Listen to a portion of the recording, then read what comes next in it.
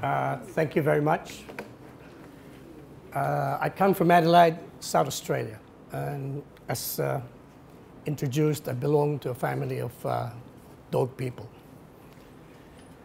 Now, as in Australia, the land down under, we all face the same problems, worldwide problems, concerning animal rights groups, health of dogs, breeding dogs, and we all have the same challenges to work out and help each other to do this, solve these problems if we can.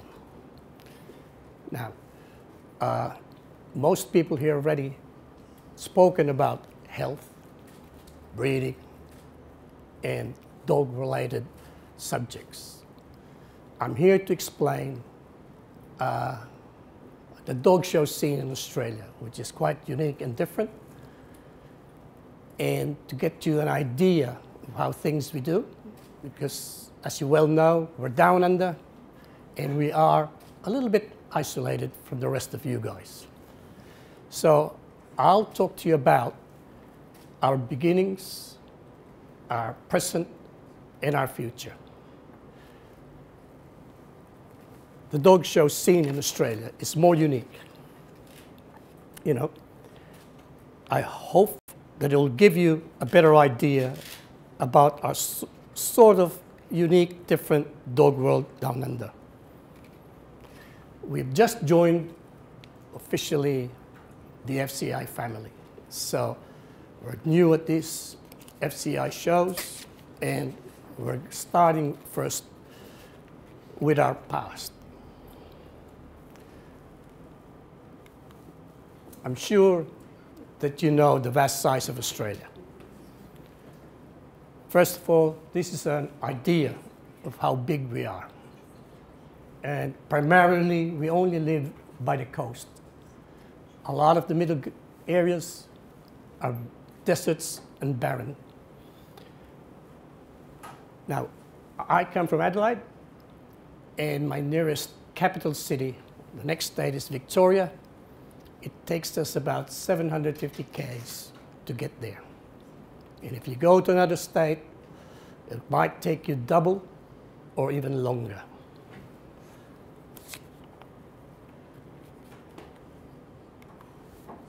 Australia's past. Excuse me.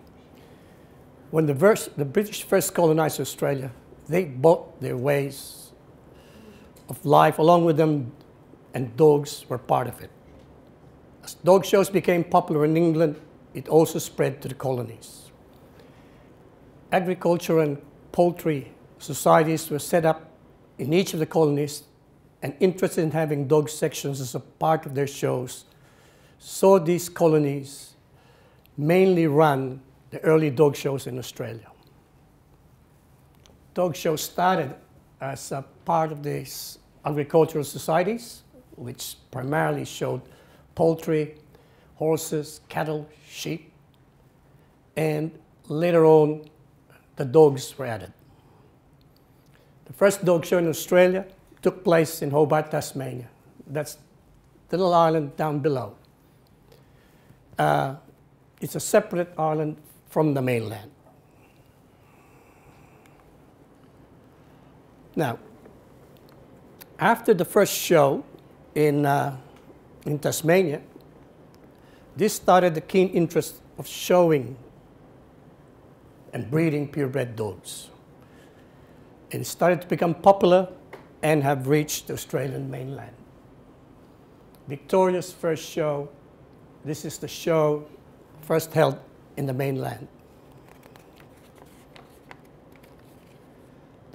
It was held on April 7 and 8, 1864, with 387 dogs entered. It was a great success, but the usual problems existing today occurred then as well. But most Australians tend to wait for the last minute to enter their dogs. It creates sort of a little nightmare for organizers. But as it turned out, it became a well-accepted and successful dog show, and it started to spread on the other states.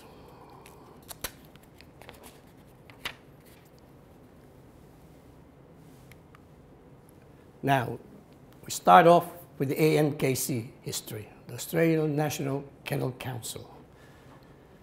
On the 1st of January 1901, the federations of 6 separate, the word is separate, British self-governing colonies comprised of Queensland, New South Wales, Victoria, Tasmania, South Australia, and Western Australia was achieved after a decade of planning and consultation. It took a few years to get things organized. The original 6 states plus the Federal Capital Territory named Australian Capital Territory in 1927 and the Northern Territory, which was granted responsible government in 1978, formed the 8 canine state bodies in Australia. To explain the ANKC structure, let's use the comparison between the ANKC and the Kennel Club and the American Kennel Club. Both kennel clubs and the American Kennel Clubs were set up from the beginning as a national entity to both regulate dog showing, field trials, and as well set up a stud book. In contrast, each colony or state in Australia operated as an entirely separate entity and held responsible for their own stud books and registration and holding of their own dog shows.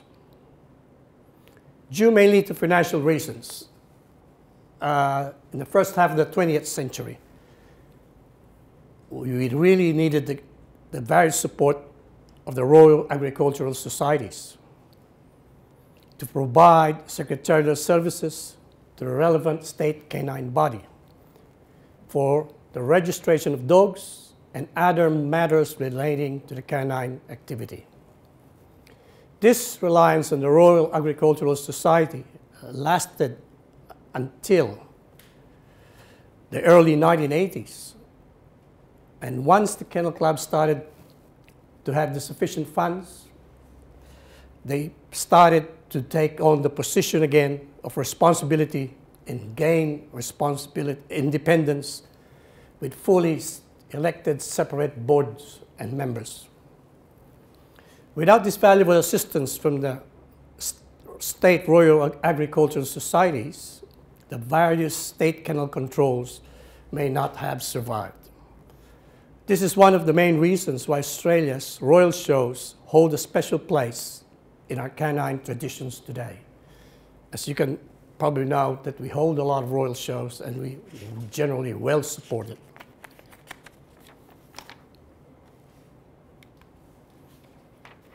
The beginnings of the ANKC. The first meeting to consider an Australian National Kennel Council was held at the Royal Agricultural Society Showgrounds in Sydney on the 14th of April 1949.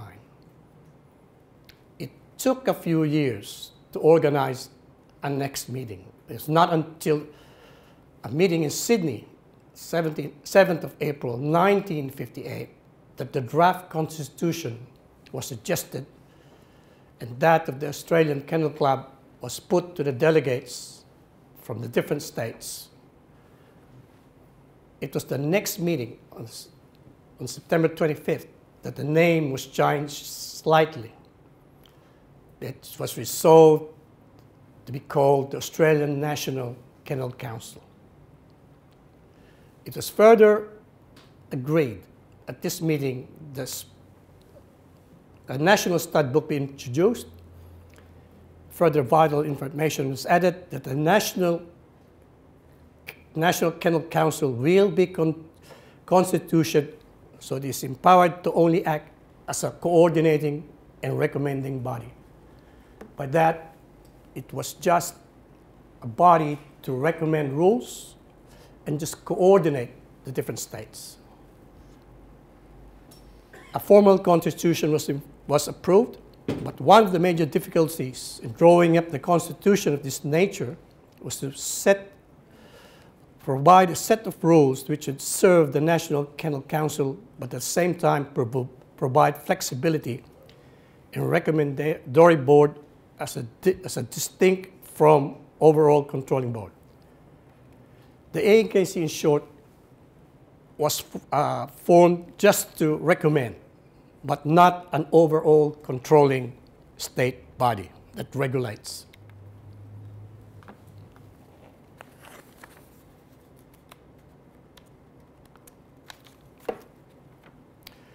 As the National Council became gradually moved from advisory towards coordinating body, many changes have been made to rules and regulations. As late as the ANKC meeting held in 1981, it was resolved to prepare a standard constitution. The new constitution was adopted only in 1982. By the new millennium, which is not as recent, it is generally considered that the ANKC needed to become a legal entity. So on July 1st, 2011, official documents were lodged with Australian Securities and Investment Commission, and the Australian National Council Limited became a reality. There can be no doubt that Australian Council Limited has developed cooperation between the 8 controlling bodies. It made a lot of contribution towards improving dog show breeding and other canine activities in Australia. This is what comprises the ANKC today. Dogs ACT, Dogs New South Wales, Dogs Northern Territory, Dogs Queensland, Dogs SA, Dogs Tasmania, Dogs Victoria, and Dogs West. As can be seen, Australia has 8 separate states, state-based association under the National Kennel Control. They have their own separate governing councils, state office, constitutions, and rules. They all have their own showgrounds. However, all canine activities are run under common rules and regulations of the ANKC. The ANKC is the body responsible for the country. The ANKC is sort of similar to the FCI. Separate countries with different boards, precedents, rules. In Australia, each state is entirely different from the ANKC, which we consider the umbrella. The ANKC board consists of a president with no voting rights, vice president, treasurer, executive member, all have no other additional voting rights, company secretary. The board is composed from 8 ANKC member bodies. The directors are usually member presidents, and where applicable, a vice president or committee member. Some states, depending on the number of membership, they have an extra vote. Each state has different rules and regulations, but based on ANKC decisions. The ANKC only has 2 staff members. Its main source of funds is from the separate member bodies giving them levies.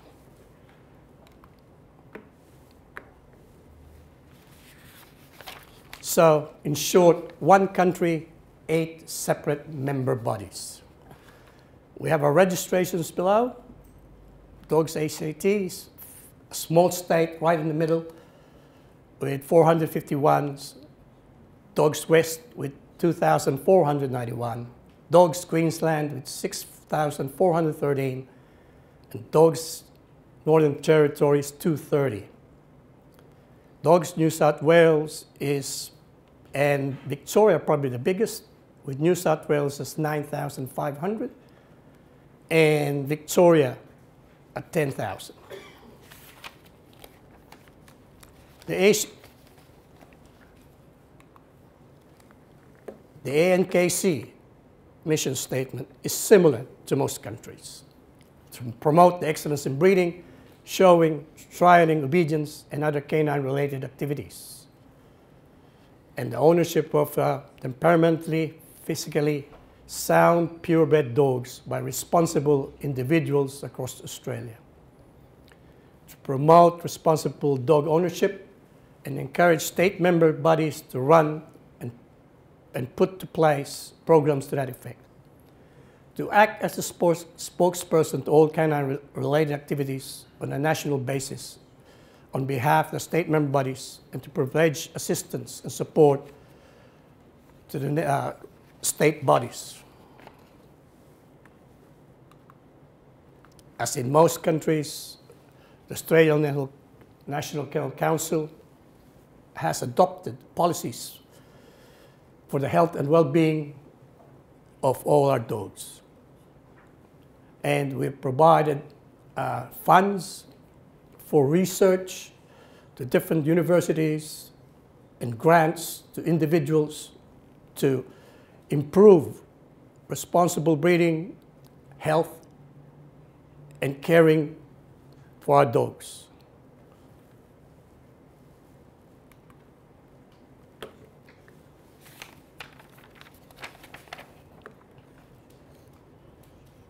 The Australian Kennel Council also promotes responsible breeding.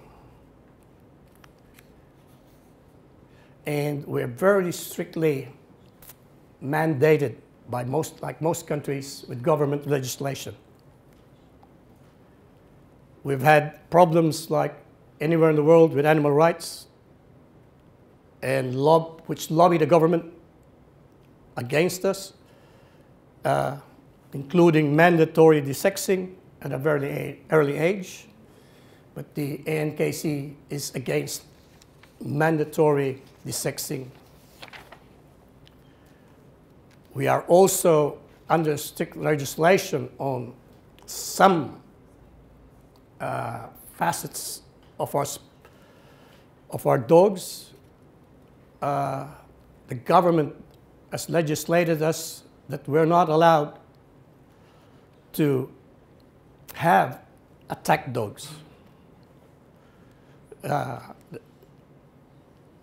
This practice is not legal in our country.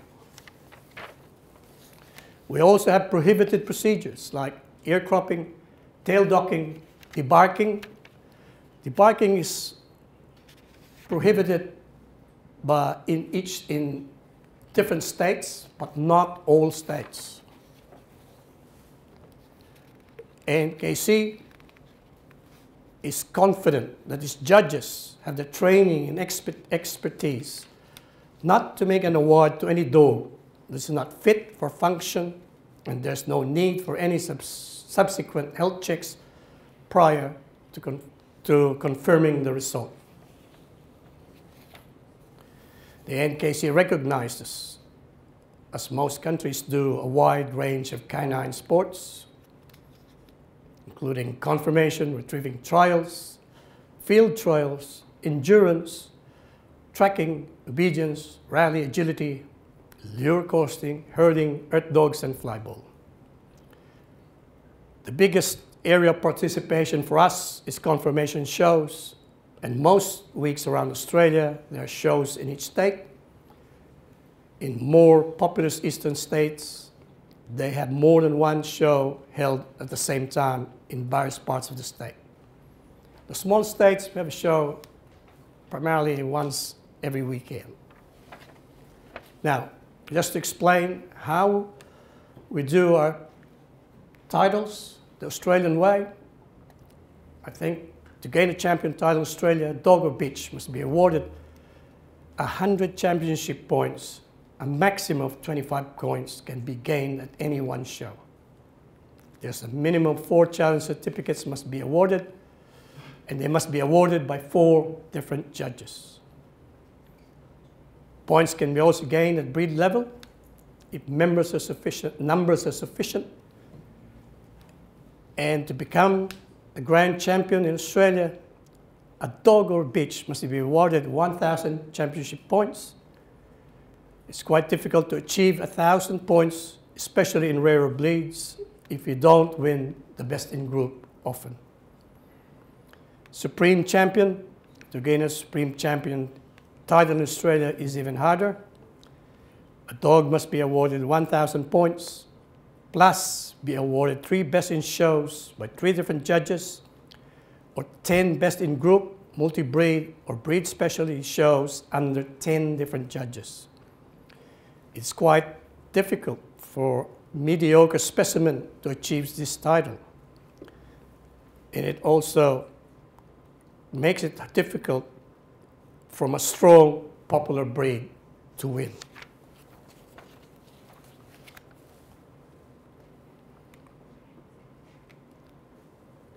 Now, following the agreement between FCI and ANKC in June 2017, the ANKC committed to organizing of 2 all-breed international Kasib shows each year, commencing 1st of January 2018. This then added another title that could be gained by dogs in Australia. Under the agreement, the dog be awarded at least 4 Kasibs in a minimum of 3 different countries, under 3 different judges, or from at least 3 different member countries.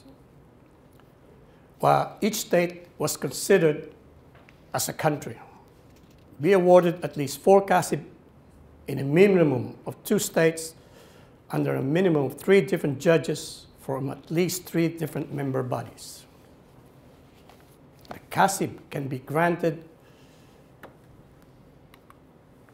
from both foreign countries and Australian states. In that case, the states are considered separate entities because of the vast distances between states. There's no time lifespan between the first and last awarded Kasib. Now, we have the new beginning. The first Kasib show held on 1st of June 2018.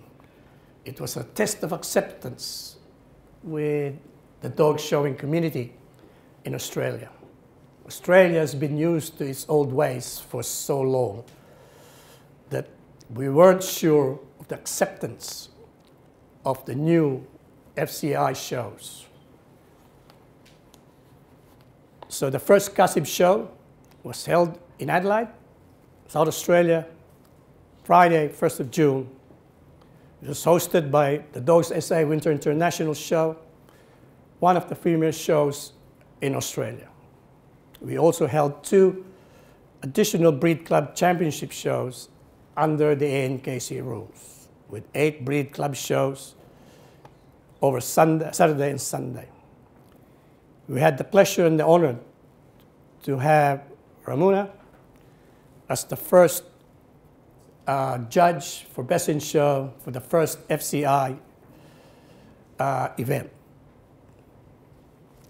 There were a couple of shows dating back from 15 to 20 years ago that were branded as FCI shows, but they were run without the official sanction or agreement of the FCI and ANKC. This was the first sanctioned FCI show.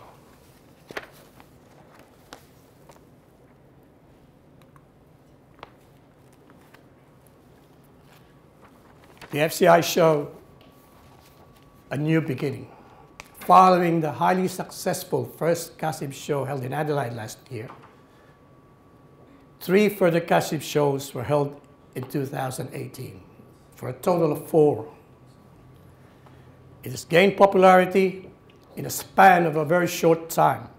This year, we have 6 CACIB shows organized. The interest in the CACIB shows has revitalized the attendance of major shows. With the second CACIB show this year in Adelaide receiving a 25% increase from the entries of their 2019 show. With the current limitation of one CACIB show per state, interest is high and awards keenly contested. Unfortunately, with Australia's remoteness from other countries and the very strict quarantine laws prohibit international exhibits to enter Australian CACIB shows, and also Australian dogs entered into the major shows around the world is extremely difficult and very expensive. I'd like to say that before the FCI shows, our entries were starting to go down. With the help of the FCI shows, the future is looking really good for us, good for the Australian dog scene. Lastly, I would like to congratulate Thomas for his initiative to save the breeds. What is the one most important thing for all of us to do? Thank you, ladies and gentlemen.